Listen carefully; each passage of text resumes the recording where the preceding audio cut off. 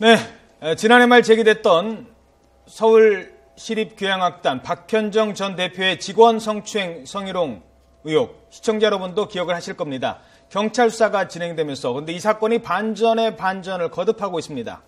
정명훈 서울시장 예술감독의 부인입니다.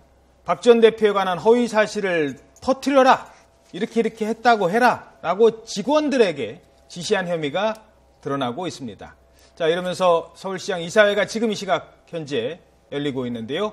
정명훈 예술감독의 거취가 주목되고 있습니다. 일단 갑자기 부인이 나타났어요. 부인이 나타난 그 부분을 좀 설명을 해 주시죠.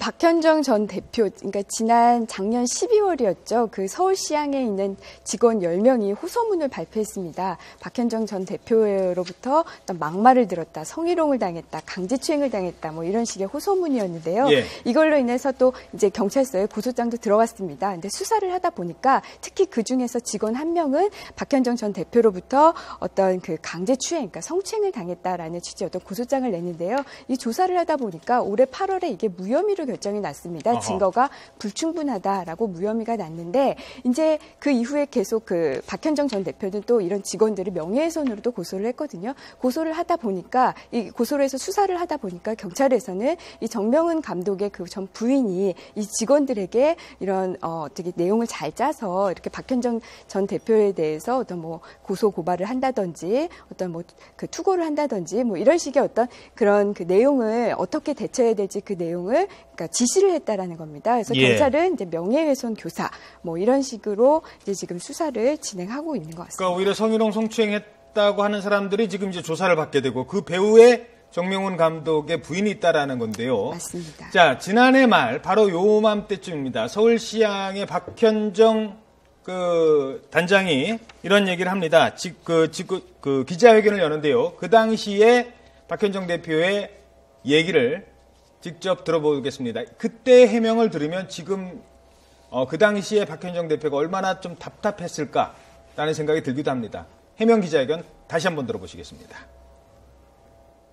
이제는 그 문제 제기한 사람들이 내가 언제 어디서 무엇을 어떻게 어떤 상황에서 어떤 일들이 있었다 내놓고 얘기를 해야 된다고 생각을 하고요. 감사원에서 감사한다고 들었습니다. 적극적으로 받을 생각입니다. 3자 되면 피하지 않습니다. 제가 잘못한 것이 있다면 책임도 절대 피하지 않습니다. 연판장 배포 경위에 대한 조사 꼭 해주시기 바랍니다.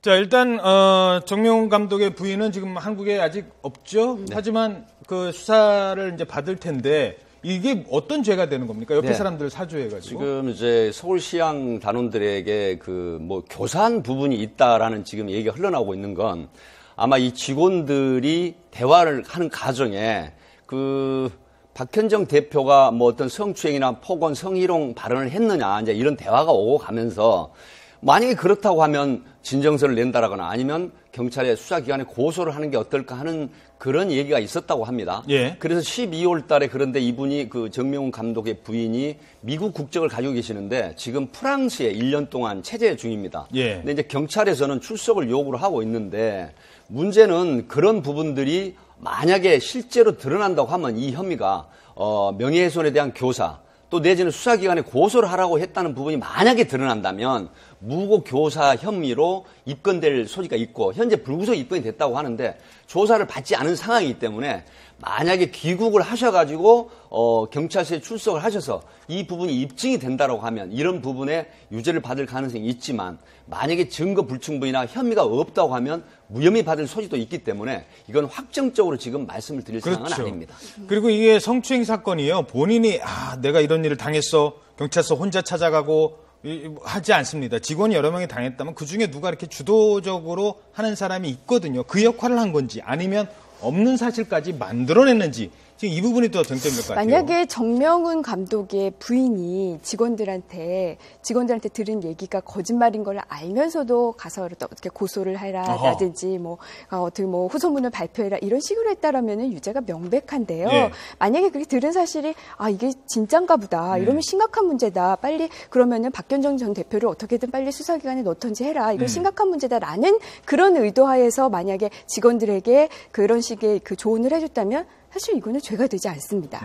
또 하나 이제 가장 큰 게 사실 강제추행이 무혐의 나온 부분인데요. 예. 이 부분에 대해서 과연 그러면 그 정명훈 감독의 부인이 이 내용을 알고 있었겠느냐. 그런데 지금 그 무고죄로 그 박현정 전 대표를 강제추행 혐의로 고소했던 그 직원이 사실 그 구속영장이 신청이 되긴 했지만 법원에서 영장이 기각됐습니다. 예. 그 기각된 이유가 관련 진술자들의 증언들이 일치하지 않는다는 예. 거거든요. 그러면 무고죄를 한 사람도 무고죄 혐의를 받고 있는 사람도 만약에 무죄 혐의가 나온다면은 그거를 교사했다라는 범죄는 성립할 리가 없겠죠. 그러니까 수사기회를 좀 더 지켜봐야 합니다. 자, 서울시장은 오늘 정명훈 감독과 재계약 여부를 최종 결정합니다.